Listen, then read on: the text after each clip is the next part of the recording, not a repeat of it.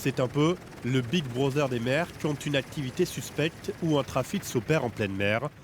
Depuis le Technopole, ils sont 40 à se relayer pour analyser les images des côtes européennes fournies par 6 satellites. Derrière leurs écrans d'ordinateur, 5 analystes se relaient 24 heures sur 24 pour traquer les icebergs sur le tracé d'une course maritime ou le début d'une pollution marine. Cette pollution mesure 85 km, elle est en cours. Et avec des différentes couches de données, nous pouvons associer cette pollution à un navire où on peut donner son numéro de matricule et surtout son nom. On peut retracer tout l'historique de ce navire qui a quitté le port de Gênes. Ces images satellitaires, ils ont 20 minutes pour les analyser et transmettre leur décryptage à leurs clients, notamment l'EMSA, l'Agence européenne de sécurité maritime. Qui vient d'Italie. En une décennie de surveillance, ce sont plus de 6000 pollutions d'hydrocarbures qui ont ainsi été détectées.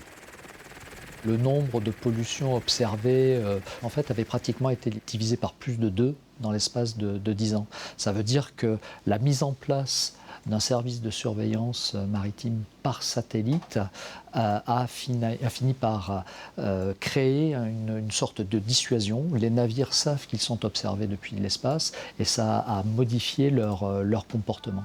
Avec le développement du nombre de satellites et la volonté des États et de l'Europe de surveiller et de contrôler toujours plus la pêche et l'évolution de l'environnement, le programme Vigisat devrait continuer à grandir durant la prochaine décennie.